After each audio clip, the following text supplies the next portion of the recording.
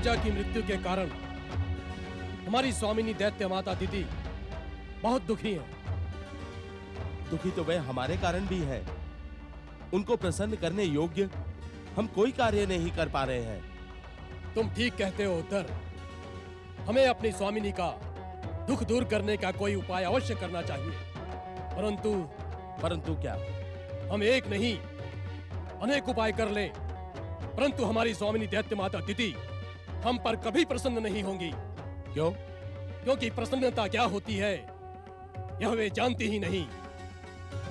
ऐसी स्थिति में हमें अपने आप को समाप्त कर लेना चाहिए अथवा पाताल लोक वापस लौट जाना चाहिए। नहीं, कदापि नहीं। हम पाताल लोक लौटकर कभी नहीं जाएंगे। मूर्खों, कायरों, तुम दोनों को बार बार समझाने पर भी तुम दोनों अब तक यहीं पड़े हुए हो।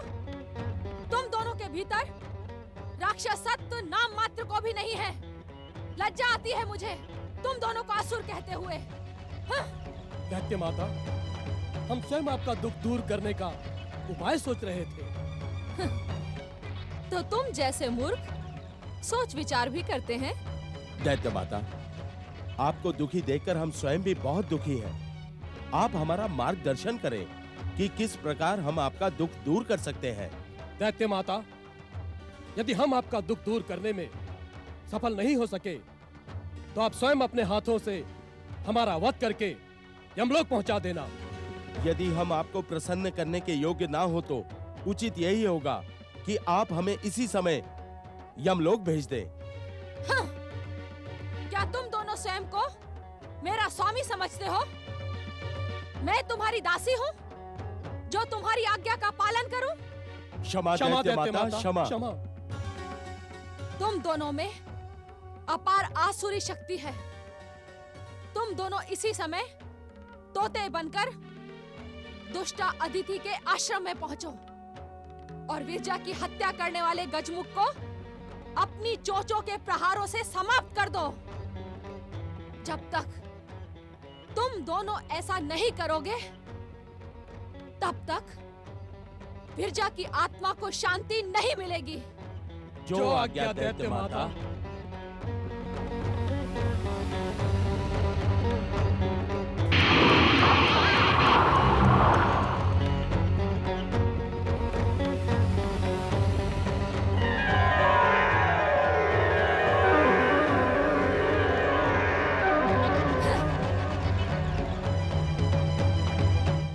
मेरा अपमान करने वाली दुष्टा अदिति, इस बार तेरा मायावी गजमुख जीवित नहीं बचेगा। हाँ?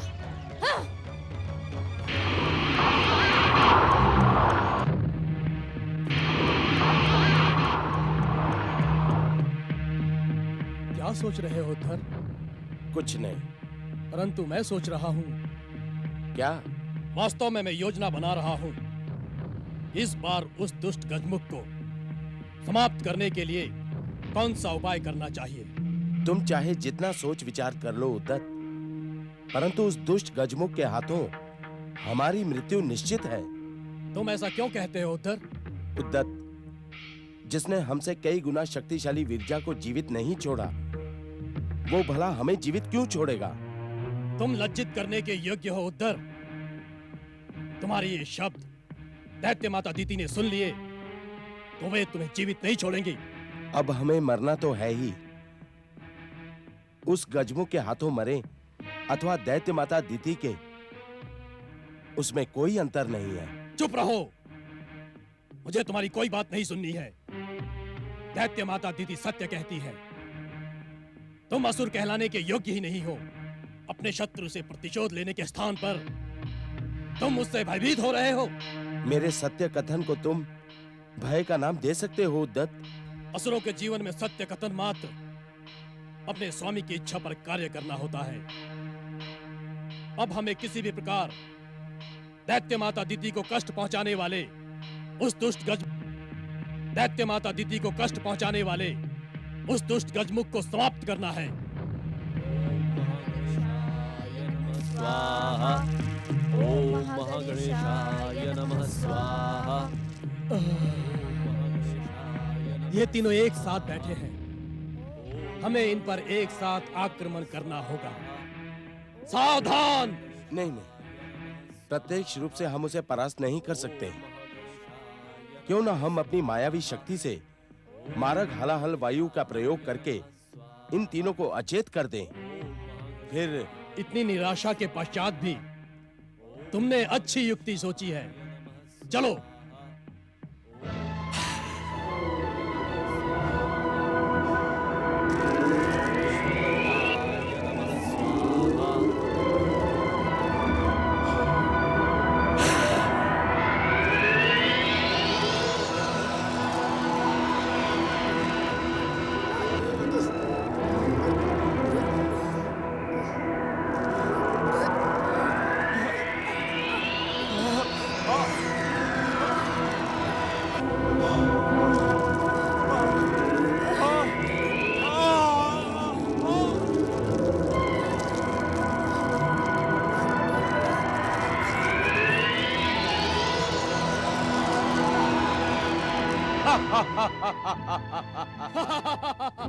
हमें इस प्रकार अट्टहास नहीं करना चाहिए।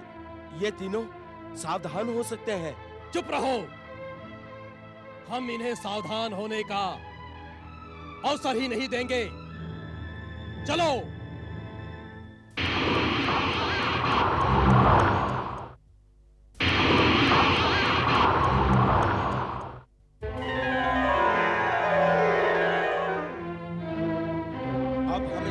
शरीर धारण करने की क्या आवश्यकता है? मूर्ख हो तुम। तुम्हारी जैसी मूर्खता विरजा ने भी की थी। वो साध्वी रूप का त्याग करके राक्षसी रूप धारण कर इस गजमुख के साथ लड़ने चली थी।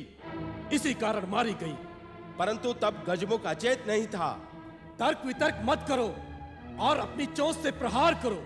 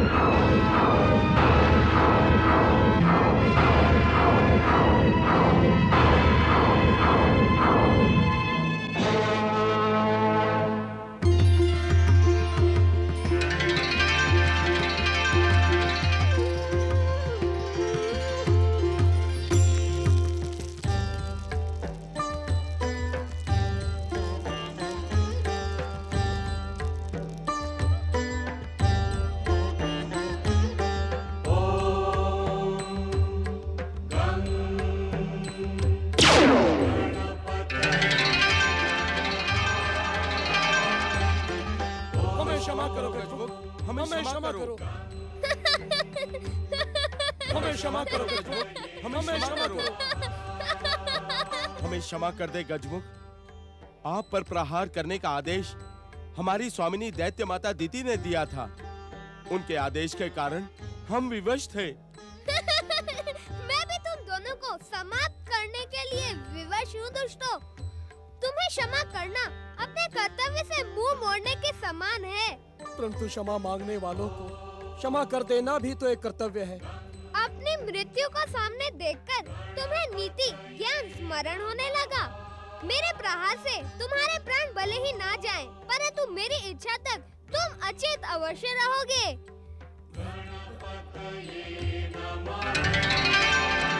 हमें क्षमा कर दे, हमें क्षमा कर दे।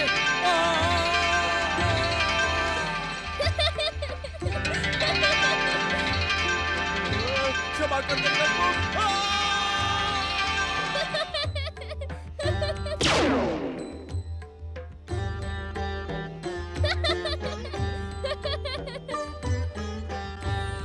श्री महागणेश की कृपा से ये शीघ्र ही सचेत हो जाएंगे।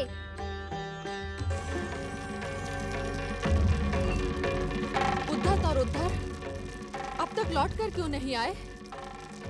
मेरी योजना के अनुसार अब तक तो दुष्टा अदिति की रक्षा करने वाले गजमुख का अंत हो गया होगा।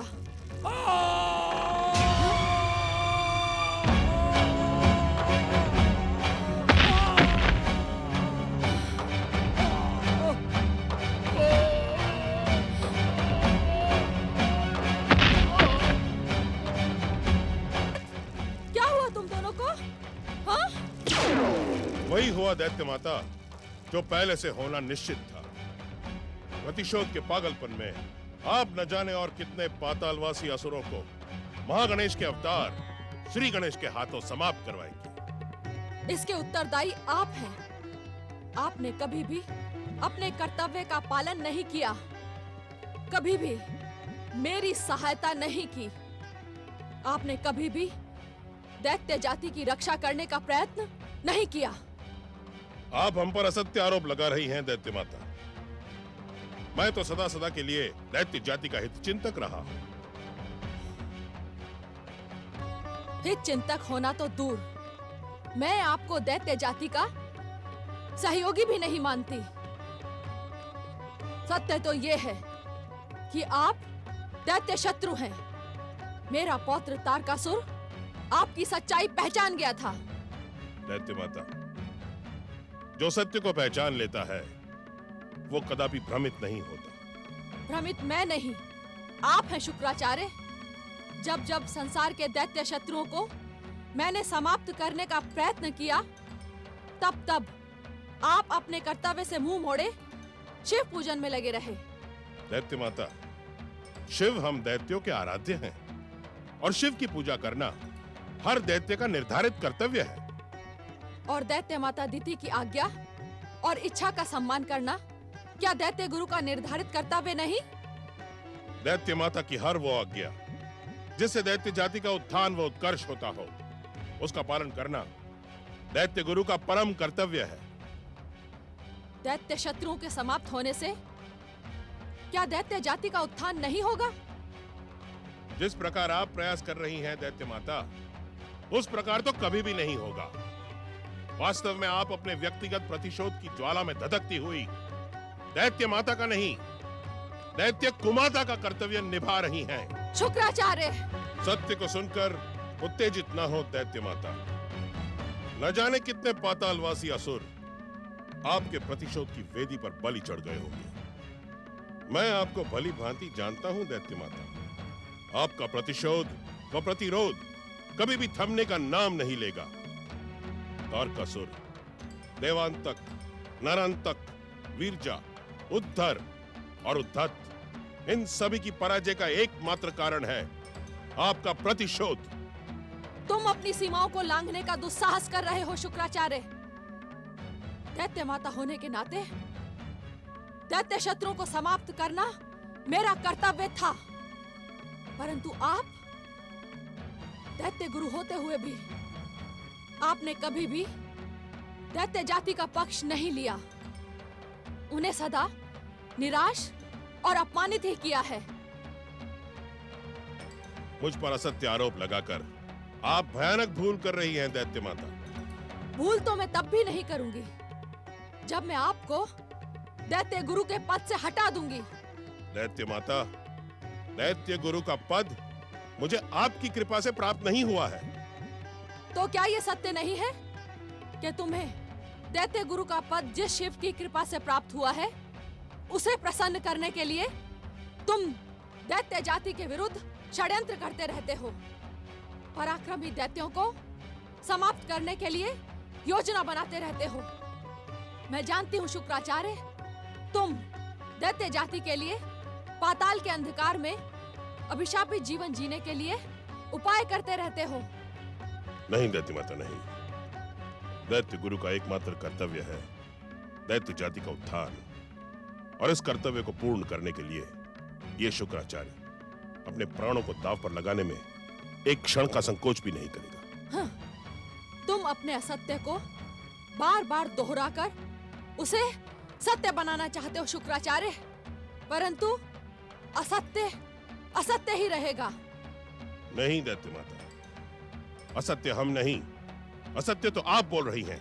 यदि तुम सत्य बोल रहे हो, यदि तुम्हें दैत्य जाति के उत्थान की चिंता है, यदि तुम दैत्य जाति के हित चिंतक होने का दम भरते हो, तो तुम अपनी दिव्य शक्ति से इन दोनों मृत असुरों को पुनर्जीवित कर दो।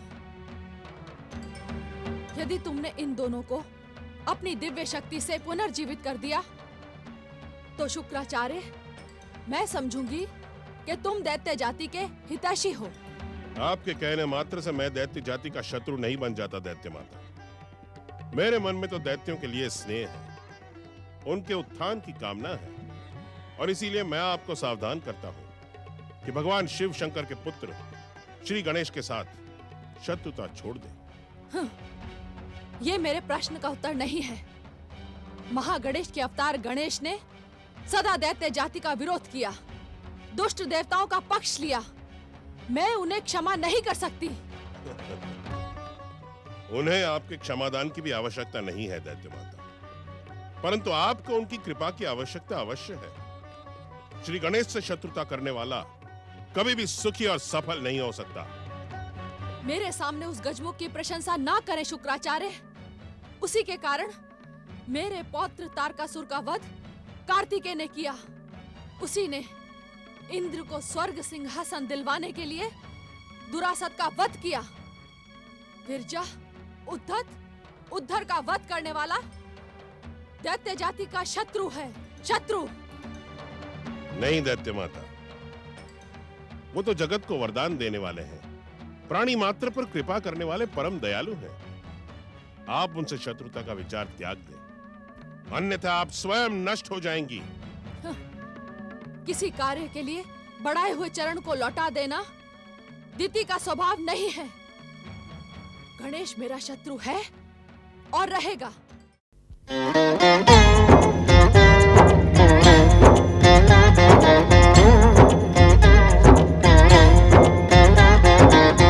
अर्थ समर्थ ये इनसे जीवन, यही है करता यही है कारण। अर्थ समर्थ ये इनसे जीवन, यही है करता यही है कारण। सारे जगत के भाग्य विधाता, दुख हरता ये है सुखदाता। श्री गणेश, श्री गणेश।